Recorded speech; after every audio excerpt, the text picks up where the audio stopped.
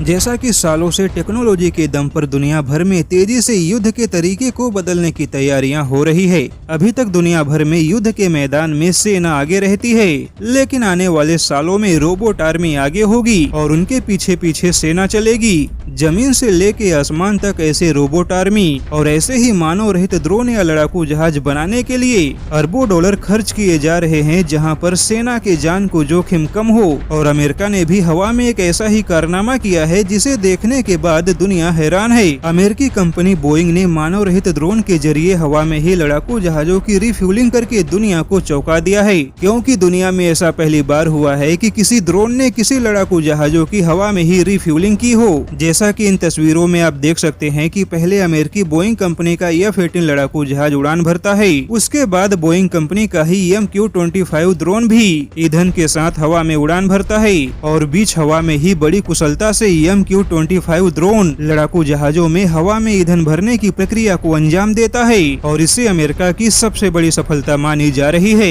बता दें कि हवा में रिफ्यूलिंग करना किसी भी पायलट के जीवन का सबसे कठिन काम माना जाता है, लेकिन यह पहली बार हुआ है कि हवा में उड़ती एक मशीन यानी कि ड्रोन के साथ संपर्क करके किसी मानव पायलट ने अपने लड़ाकू जहाजों में ईंधन भरा हो। और इतना ही नहीं, पहले इस ड्रोन के माध्यम से 10,000 फीट की ऊंचाई पर 300 पाउंड ईंधन की रिफ्यूलिंग की गई। उसके बाद 16,000 फीट की ऊंचाई पर इसी ड्रोन ने F-18 लड़ाकू जहाज में 100 पाउंड ईंधन भरने में कामयाब हुआ। वैसे अमेरिका की यह तैयारी नौसेना की क्षमता को बढ़ाने के लिए की जा रही है। वहीं अमेरिकी मीडिया का कहना है कि अमेरिका की यह तैयारी रूस के मुकाबले चीन के खिलाफ सबसे ज्यादा कारगर साबित होगी और दक्षिणी चीन सागर में बिना ईंधन की चिंता किए अमेरिकी लड़ाकू जहाज घंटों उड़ान भर सकेंगे। हालांकि अब अमेरिका अपने ऐसे MQ-25 ड्रोन को अलग अलग जगहों पे तैनात करने की योजना बना रहा है।